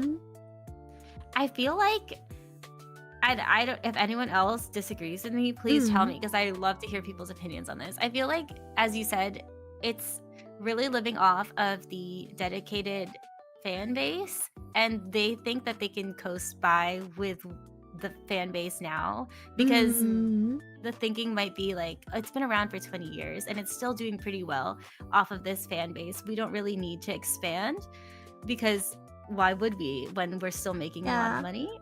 I kind of can thing? kind of see that. I mean, I feel like in general, it's only very recently that like Japanese music has really been like being promoted overseas. Like for the longest time, like it was so hard to be a fan of like J-pop Oh my gosh. because like they yes. weren't even on like streaming platforms a lot of the time. Like all of the Yeah. content was like Japan exclusive. So it's Oh my only gosh, very yes. recently that we've been getting concerts in like America and stuff. That wasn't really a thing even like 5 years ago practically. Oh my gosh. Yeah, And like same for the over here. battle with like streaming services and Japanese music is like crazy. Cinderella Girls specifically, like they can't have full versions of their songs like on Spotify, and so they only have the short version. So Oh yeah. Oh yeah. if people want to like listen to the music, they can only hear half of it, and it's like, how is that Yeah. helping anything? Yeah, that's know? crazy. So but yeah, I remember like way back in the day when you couldn't get like full AKB songs. Yeah, I remember that too. Oh and it was man. so hard. Yeah. Yeah. Being an idol fan like 10 years ago, 15 years ago was a struggle. Oh my gosh, I Honestly, know. yeah. But it like made us resourceful, okay? Like we Yeah. know how to find things. Yeah. because of it. Yeah, and like I think it's so much easier today than it was back then. Oh, definitely. Like, I do think it's still very slow, but like, I think they're starting to realize in different franchises, like, you know, Love Live and Hololive, those kinds of companies are realizing, oh, hey, we do have fans overseas, so let's do stuff for them. Yeah. It's crazy, isn't it? Like, just how far it's all come. And like, Uma Musume, I think it's crazy how popular it's become. Yeah. Yeah. Like, it blew up. isn't- Like, everyone's talking isn't about it. Spy Even Games' people like, who are biggest in franchise idols. right now. I think It it might be. Yeah. Like even in Japan, it's so popular still. Like, what a game Yeah. award at the Game Awards. I was not expecting that. Yeah, yeah. that's crazy. Yeah, I didn't expect that either. Like, what? That was What so do you crazy. mean? The man himself, Jeff Keighley, had to acknowledge Uma Musume. Oh my god, that's so funny. Yeah, that's not really something that you would have expected to happen. Like, even as far back as like 5 years ago. Yeah. yeah. Oh, absolutely. And Yeah, it is will like, be... I don't know, Oh, go like ahead. I feel like you can see like the blueprints of a lot of like the popular idol franchises like in the Idolmaster as well. Like, Oh, absolutely. I feel like the Idolmaster walked so that Love Live Uma Musume could run. Oh, I Definitely. agreed. Not to sound like a huge Idolmaster fan, but I 100% agree. And I even think you're in like the right space to sound like a huge This is a safe space, don't worry. oh, thank goodness, thank goodness. No, but like even for franchises like Bandori, like Girls Bang. Oh Bang yeah. Dream, like How it have we came not mentioned from Bandori? Idolmaster. Yeah, you're so right. Because like Bushi Road like saw Aimee perform as Julia like with her guitar, and they were like, we need to make Bang Dream, and it became a thing because of Idolmaster. Like it really is the Yeah. blueprint for a lot of like And, idol and music even when franchises. you consider that like Side M took a little while to like come out, and it wasn't anywhere near as popular as like the main franchise, but then you look at like other popular male idol franchises and stars, and like how those have like skyrocketed and had like English versions of the games and stuff, and I'm staring at my N Stars merch right in front of me right now. Like it's again crazy that Bandai Namco won't even consider like appealing to a Western audience when like there's so much proof that like people love idol franchises this much. I almost feel like know. M-Side would do better overseas. It would. Oh, The girlies really? love the idol boys.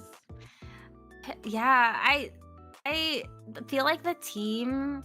It's crazy because I feel like the dedicated Side M team within Bandai Namco really care about Side M. Like it's very obvious they care, but like Bandai as a whole, I like fumbled Side M so much because they had a rhythm game, and then it like they cut it off, and then they had a new game, and then they cut it off like a year after, and it's like they didn't really know what they wanted to do there. And then I think it's doing pretty well now. Side M doesn't have a game anymore, but they have a lot of like audio dramas that they release, and so I think it's doing well, but they should get a new game, and then they should release it in English. Now's the time. That should be the start. That's it. That's what we suggest. Just localize something to do with Side M. The girlies will go crazy. Yeah, honestly, I think so. Do not underestimate the fangirls. Yes. It's true. Fangirls carry every franchise. We're powerful. We are.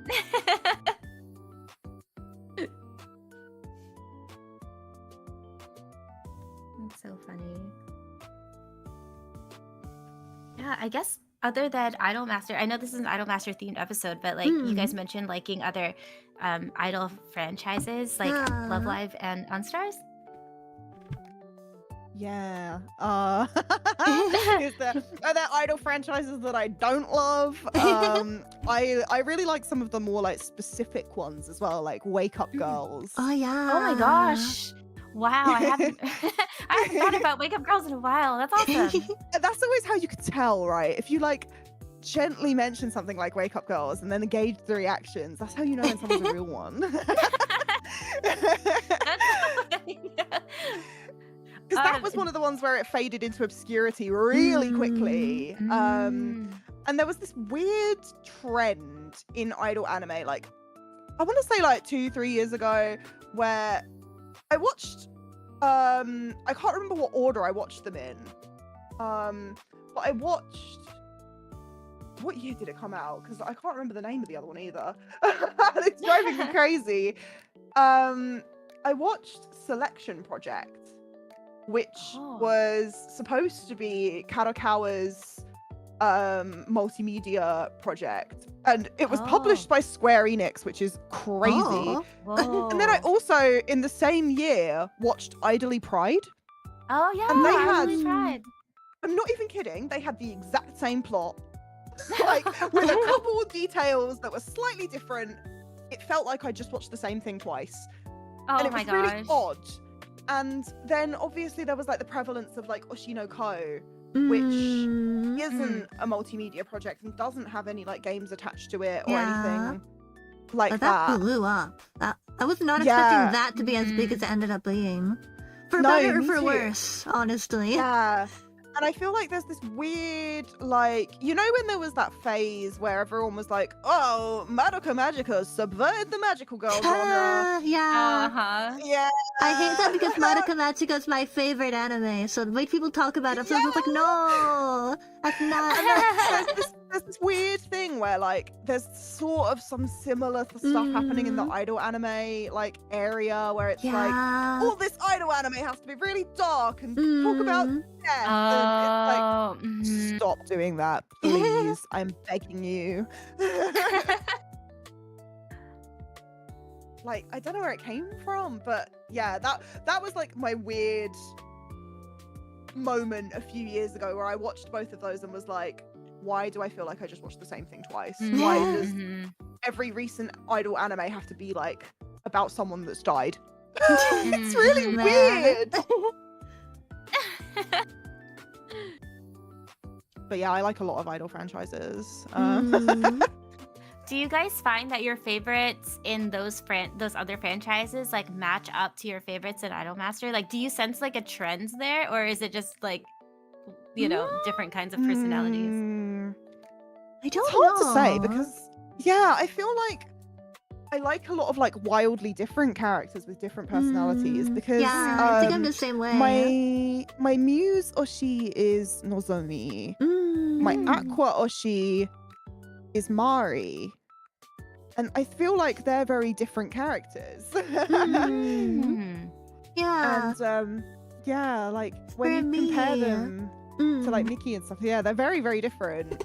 Yeah, and I'm the same way. Like my muse Oshi is Hanayo, and my aqua Oshi is Ruby. Hanayo is my second fave.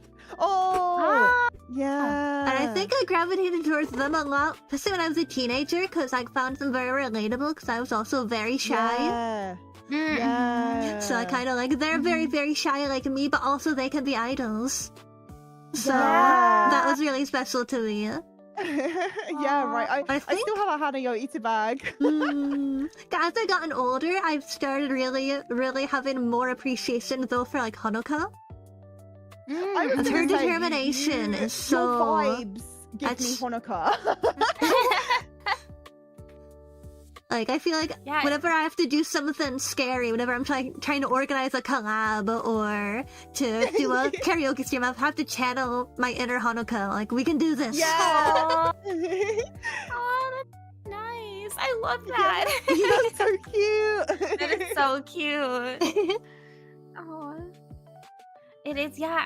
You mentioned like as you gotten older, your appreciation for certain characters changed. I feel like that happened to me with Iori from Namco Pro, because like when I was younger watching it, I was like, oh, Iori is like being just a little bit, I don't know, I guess like too much of a tsundere for me.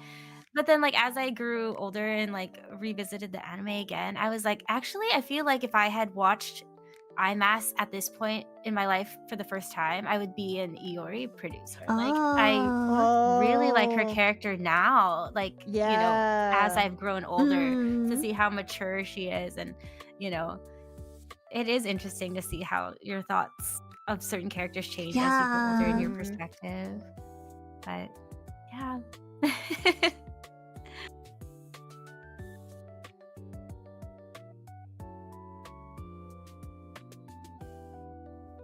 What character from Idolmaster would you say is the most relatable to you personally? Is there a certain like idol that you feel like is the most you, that you see yourself the most in?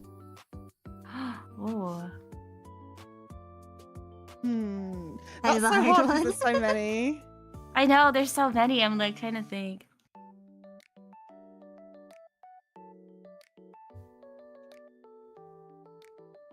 I don't know if I have like an answer for that.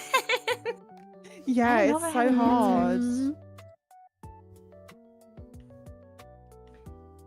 I think for me, it's not specifically like completely the character, but something I noticed because I've been watching the original Idolmaster anime recently, and all of the scenes of like Chihaya going home to her apartment like really reminded me of like how it felt when I was living alone. When I was living overseas for a little while, I was like, that That is exactly what it felt like, going home at night, leaving home for work, going to my tiny little shoebox apartment. I was like, oh, that's what it felt like. So that really resonated with me. Ironically, I feel like one of the characters I relate to the most is Karen from Cinderella Girls. Because I'm also chronically ill. And obviously there's like a lot of her character arc is like, you know, like her body is really frail and like she had illness during her childhood and was like really isolated because of her illness. And I'm like, oh, me too. I love Karen. She's so funny, and I also love I love her Seiyu too. So yeah, and I love her dynamic with Now. Yes, those two are so funny. They're so I love them. Yeah, I love them together. I feel like, I guess thinking about it a little bit, I do relate to Uzuki a lot in that I feel like I don't think I'm anything really that special, but like being a VTuber, other people have like said that they see like something in me, or like, you know what I mean? Like I wanted to also be a VTuber because I wanted to put myself out there and like sing and stuff, even though I don't think I'm that great. But it seems like other people see something, so I really appreciate that. And like even in Uzuki's song Smiling, I also feel like sometimes I started things like too late in life. But like one of the lines in her songs is like, you can start now, like it's okay. Yeah. You know, and it's like really encouraging. Like even if you don't feel like you have all the things you need in your toolbox right now, or if you don't think that you're that great right now, it's okay. You can still start and like work toward the self that you want to be, and you can go slowly, you can go quickly, but there will be people there, and you can do it for yourself and for others. So I don't know, I relate to Uzuki. I really feel the same way about her. Her storyline was so cute. It was, and I think it's crazy just how relatable like characters like that are. I really related to Canon in Love Live Superstar, because specifically like the scenes where she would be like, I would go to an audition and I would just like freeze up and not be able to sing and get really bad stage fright. Like I used to be the same. And like I think like the more realistic characters like that are just so much more relatable, and like it's so much easier to like see yourself in that and be like, oh yeah, I too am nothing remarkable and just a girl that people seem to really love, and that's great. And I think kind of going back to Love Live a little bit too, like that's one of the reasons I love Love Live Sunshine so much, is that like we have like the original Love Live with Muse, where it kind of feels almost like a fairy tale kind of story, and then we have Aqua, who are trying their best but aren't able to have the exact same story because, you know, they're different people and from different situation. And it feels almost more realistic, a more realistic version of the Muse story. Yeah, for sure.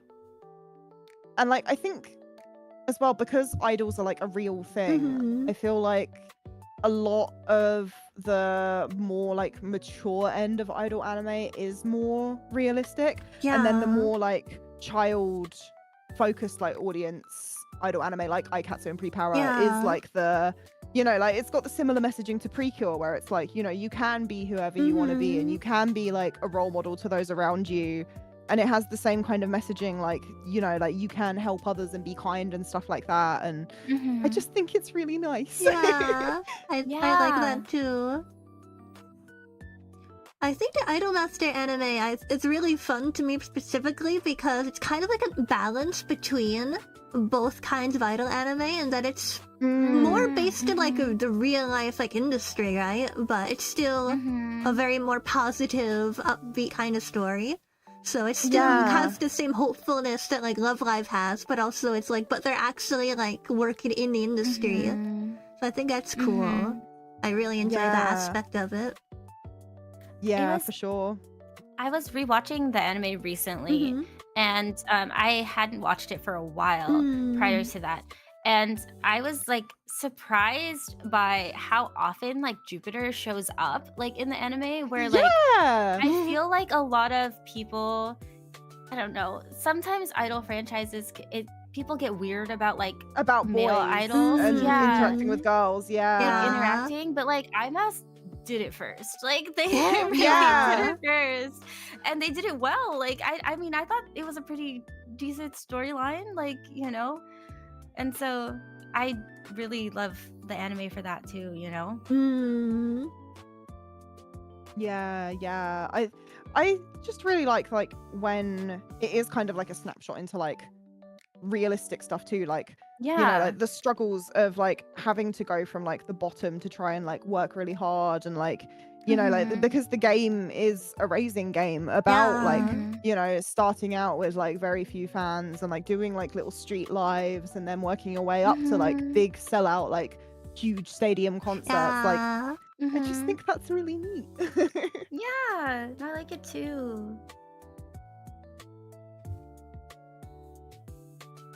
Ah, yeah, you said it best really when you were like, it's a good balance between like a fairy tale, like sparkly idol life, and like realistic, and like seeing the behind the scenes of like, okay, time to go Yeah. to your 6 a.m. lesson, and then Yeah. do this street live where maybe only 2 people watch you, or you know Oh, what I but don't mean? forget, you have to go to school and your part-time Yeah, job, and you have to study and Yeah. not fail your exams. yeah.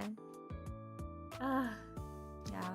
I like the scenes where they're just like going home afterwards. I'm like, that's their job. You know, Yes. they're leaving from work. Like it's so sparkly and fun and exciting, but it's also work. Mhm. I don't know. I think that's cool. Hardworking girlies.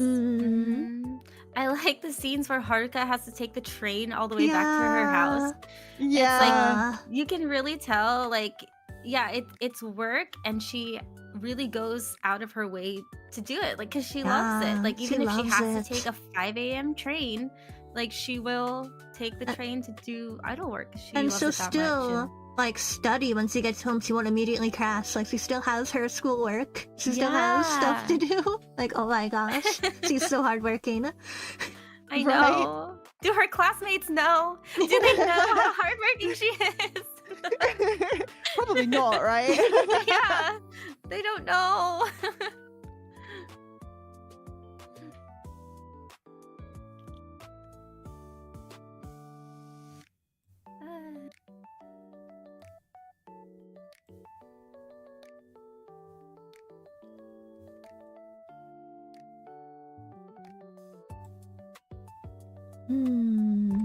Let's see.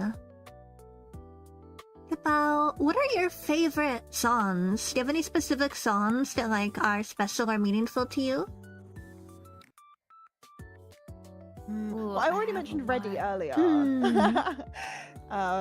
Yeah, and I definitely plan to do that 4 years later cover. It will happen Yeah, again. I'm looking forward to it. That'll be awesome. Yeah.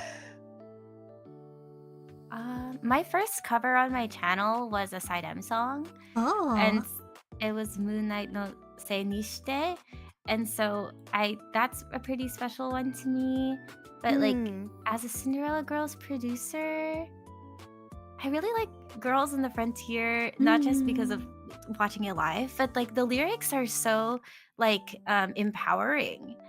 And it's like, you know, you can't let anyone save you. Like you have to move forward on your own. Like you've got this. Let's keep marching forward. And it's just, I don't know. It makes me feel like all fired up every time I listen to it. Do you have any favorite songs? I think my favorite is probably Yakusoku. That one is so good. Like I could never It's do it so justice if iconic. I do a cover. I don't think I could, but her voice You should is still so do a beautiful. cover, though. Maybe one day. It's such I a know. good song, though. Yeah. It really is. It is. It's such a good song. The performance is so good, and like it's so important to the whole franchise. Like I don't know It Yeah. really what is. could beat Yeah. it. Mm. Yeah, there's so many that are so good. I think one that stands out to me as well is Trancing Pulse, because I really love that the song Triad is so Primus good. girls. Mm. Yeah, and like I remember that whole like plot arc in the anime being like, Mhm. what do you mean you're breaking up new generations? You can't do that. And then Triad Primus were really good, and I was like, okay, I forgive you. Why did you only give them like one song in the anime? What is this? This is a crime. Yeah, Trancing Pulse is really That was good. so And like good. Yeah. seeing it live is always so fun. Like Oh, I'm jealous. it's like cute because like during lives people will get the like the pen lights of all three members and make the symbol in the air. So it's like that's really so cool just to see the cool. crowd. Yeah, like holding up all their pen lights in the triangle symbol. It's so fun. But yeah, their songs are really good. What other songs do I like? Oh, I really like Haruka's Start. I just think it's such a fun, upbeat song. And I feel like the like ska music influences of that time really like pop up in that song. Like a lot of Idolmaster songs back in the day, I feel like had a lot of ska influences. So like I hear it especially in Start. How have we not mentioned the most iconic song of all time, Kyun Vampire Girl? Oh my that one's so gosh, freaking yes. good. Oh my god. I did a cover of that with some of my gen mates for Halloween just gone, and oh my god, absolute anthem. The song that invented Halloween. Yeah, it's true. Exactly. Idolmaster invented Halloween. Yes. That's really good. Oh, Masterpiece is so good too. Oh, you're so right. Yes. It's so good. It always makes me like tear up, like just like hearing that intro. I'm like, oh. Jeepin' Restart is also a favorite of mine. I love that song. Oh my gosh, I get so like hyped up when it starts, and I want to start doing the calls because it's just like instinctive to me to start doing the calls. For sure. I feel that so hard. And then you realize that you're sitting in your bedroom alone in the UK and you're probably gonna look like a total weirdo, and you're like, oh, it's okay, no one's gonna know. Me I would like love waving. to go to a concert. Oh my gosh, I know. Wait, I've heard people like, this was a few years ago, like I've heard people like renting out local movie theaters and like showing their concert Blu-rays. Oh wow. Like for private screenings. I'm gonna do it. I'm gonna awesome. ask my local movie theater if I can rent out a screen by myself to watch a concert. Yes, like I wonder how people did that, like if it was crowdfunded or if it was just like a group of friends that were like, hey, come through. But like that would be so fun, I think. That would be so fun. Right? Yeah. If they're not gonna bring a concert here, I'll bring the concert myself. Yeah, like I'll just make it happen. Exactly. It's fine.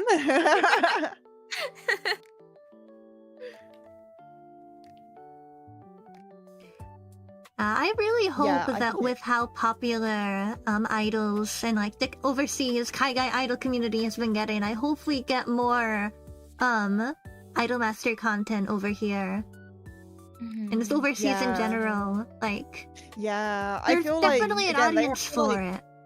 Yeah, We do they certainly exist. have to like test it in the US first before they'll even consider the Yeah. UK. I'm sorry. I'm sorry we failed you. It's okay. It is what it is, you know. This is the life I've been living for so long now. I'm kind of used to it, but yeah, hopefully one day they will, you know, like realize that there is an appetite for it over here. One day Mickey will come to UK con. Don't worry, it will happen. We'll make it She'll come happen. home. We will make it happen. I'm going to start mass emailing today. Yeah, I'm let's Amanda Namco.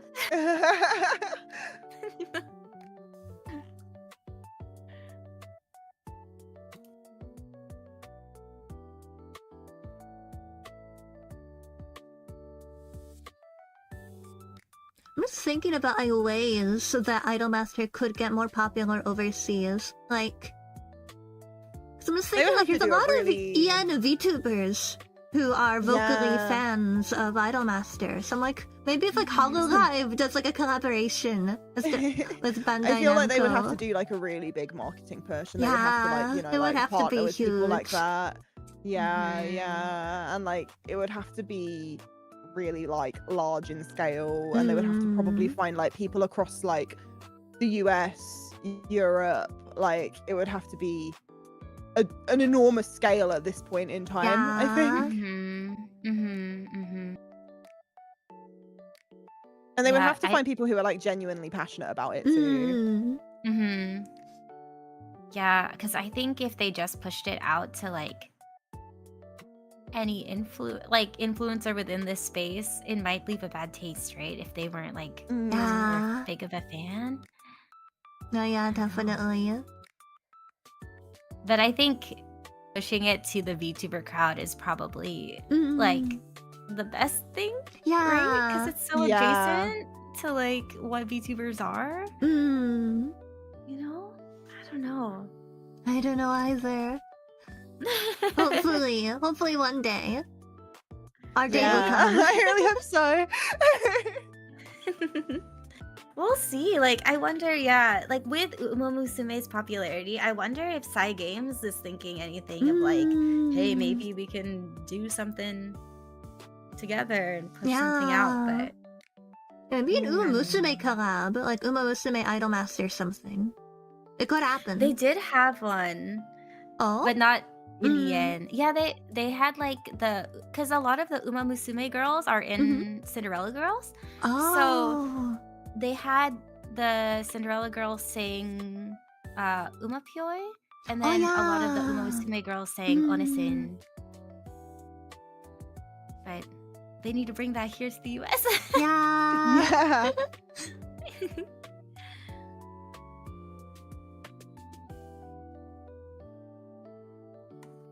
I'm not giving up hope. Maybe one day. I know. It'll happen. There's We still can't time. give up. I know. I mean, it's 20 years. Now is a good time, Idolmaster. Yeah, right? Like, You're very come on. mature. You're a legal adult now, Idolmaster. You can come overseas. It's okay. Better late than never, right? Exactly. I think even if they were to test the waters at like doing another thing at Anime Expo, that could work. Yeah. I would love them to. I know I keep bringing it back to Gakuma, but I feel like that's what it will have to be. It's like, because it's the newest game, so like if they decided to do an English push, it's like there's not that much content to like catch up on. Yeah. But yeah, it of course, I like all the other branches, it's like kind of sad if they don't get something. So I don't know. Well, it's time to start printing out those comments and mailing them to Bandai Namco's offices. I know, right? Okay, I'm gonna start like right after this stream. I'm gonna go and print everything out. I'm going to email and send physical mail. Yeah, They're gonna I be feel like we've got our work cut out for us. I need to crowdfund a billboard. Yes. You need Oh my to god. print out some comments. Right? I need to spend a ton on postage. This is our goal for 2026. Manifesting. Yes. We got this. We got it. Sorry, that goes for everyone watching this stream too. If you're in chat, you're also gonna be participating. You're gonna send all these emails. This is our Yeah, campaign the comments. for you. Yeah, for you. The collective effort.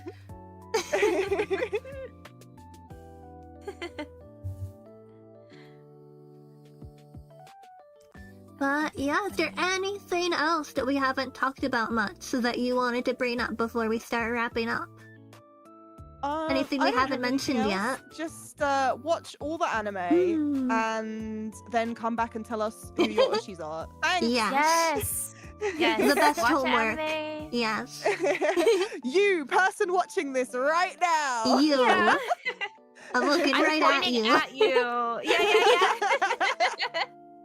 Feel I'm like pointing Uma right at Musume. you. You'll love Idolmaster. Honestly, the music is very similar Yeah. in vibes. Right? Yes. That's something I was thinking my about when I gosh. started getting into Uma Musume. It's like, this is very similar to Idolmaster Oh my music. gosh. Exactly. The one song that really sticks out to me as very like Idolmaster is Make Debut. Yeah. Like it's very yeah. IMAS. It is so IMAS. Why I love it so much, honestly. It's one of my favorite Umusume songs. Yeah, me too. It's so good. Alright, wait. It's not Idolmaster related, but I must know, who are your Umamusume Oshis? Mayano Top Gun and El Condor Pasa and Tannhauser and Agnes Digital. Let's go. Good choices. For me, Nice Nature, Rice Shower, Winning Ticket, Urara, and Smart Falcon. Let's Smart go. Falcon is so cute! Yes, so I cute. love her. My favorites. Oh my god, our fellow idol. Yeah. Yeah, my favorites are Urara, Smart Falcon, Silent Suzuka, and Specially. Yeah. I love them so much. Also, Daiwa Scarlet is very special to me. She was my first one that I got the Umapyoi. Aw, Yeah. Cute. so cute. Yay. There is an Yay. Uma Musume Idol Master pipeline, you guys. So all you viewers It's that like true. Uma, please, by all means. Yes. Yeah. Yeah, give it a try. Yes. Oh, this was so much fun though to chat with you guys. Oh my Yeah, gosh. thank you so much for having me. I'm Yes, so thank you glad so you both could much. join. Before Yeah. we start wrapping up, would you like to plug anything? Lily, we'll start with you. Anything you want to plug or tell us about before we go? Oh, thank you. Just you can find me here on YouTube. I'm not on Twitch. My channel name is Lily Iolite Starlight Express, or if you just type in the username Lily Iolite VT, you'll find me. I'm also on Twitter and Blue Sky under that name. And if you like Fallout, Deadlock, singing, Apex Legends, Go Master, follow me. I'll be happy to talk to you guys. Yippee! Yippee. Alright, and Pussy Pixie, plug anything you want. Yeah, okay. Mine's a bit more niche. If you like Xenoblade Chronicles specifically, Let's freaking go. I love Xenoblade. I'm currently in an ongoing tabletop RPG series with some of my friends over on my friend Rita Kamishiro's YouTube channel. It's called Blades of Ether, and it's very, very good. So if you like Oh my Xenoblade, gosh. you'll like that. Let's freaking go. However, if you like, I don't know, Pokemon, Fallout, and girls who scream a lot, then you'll love me, and I hope you consider following me. Oh my gosh, is there a Fallout to Idol Master pipeline? I fear there might be. Oh my gosh. Not gonna lie, Lily, just scroll through your YouTube channel and I see you're also a big fan of Fallout New Vegas. We have much to discuss. Apparently, Oh, I have to okay, get into and- Fallout now. Yes. Well, yes, we'll help you. We'll help you. Let's There go. is Yeah. a pipeline. So excited. Fallout era, let's go. Oh my gosh, so thank you guys again so much for joining me today. This was so much fun. Thank you so much. Alright, well, I will go ahead. I'm gonna do my outro, so last goodbye. Goodbye, thank you. Bye bye. Thank you. Bye bye. Alright. Well, yeah, that is where we are going to be wrapping up today's episode of heisei babtro. Thank you guys so much for joining us today and hanging out. This was so much fun. My next episode of heisei babtro is going to be... I'm sure I haven't announced it yet specifically, but I will be announcing it here now. It's going to be all about Studio Ghibli. I'm gonna be joined by Emporium of Wonder, so definitely stay tuned. That'll be exciting. I'll give you the specific date. It's very soon, so stay tuned. That's gonna be a fun episode. But yeah, until then, this is actually not my last stream today. I'll be streaming again later tonight. Continuing my playthrough of Danganronpa with Mistrunner. So definitely tune in if you're interested. We're gonna be doing another trial tonight. That'll be fun. But yeah, with all of that being said, if you're watching me on YouTube right now and you haven't already, please make sure you're subscribed. If you're watching me on Twitch, make sure you follow, and you can also subscribe if you want to. Only if you want to. If you're watching on Twitch right now, do not go anywhere because we will be raiding someone. Oh, apparently we're in the middle of an ad break. Oops. Alright, well, we'll be sticking around for another 40 seconds before we do that then. Apologies to anyone stuck in ad hell right now. Sorry about that. But yeah, no, this was such a fun episode. I'm so excited to be able to yap with people about some of my more niche interests. That's why I started this podcast, honestly. So it's been so much fun getting to yap with so many cool people about stuff that I love. Or learning more about stuff that I only know a little bit about. I need to watch some more Ghibli films, preferably see like 2. Let's go. I'm gonna hopefully rewatch a few Ghibli movies. For the next episode, because it's been a little bit since I've last watched a Ghibli film. But I really love them, they're so fun. Alright, it looks like we are out of ad hell. Alright, who can we raid? Who can we raid? I've seen Spirited Away and Porco Rosso, and that's it. I actually haven't seen Porco Rosso. But Spirited Away is so good. My favorite is Ponyo. So if you want one to watch ahead of time, Ponyo is 100% Bab approved. That one is really good. Alright, who is live? Who can we raid? Okay, looks like... Alright, let's raid into Edifo, who's currently playing Dark Souls. Alright, everyone hop into the raid. It will get you channel points. Everyone hop into the raid. Let's go, let's go.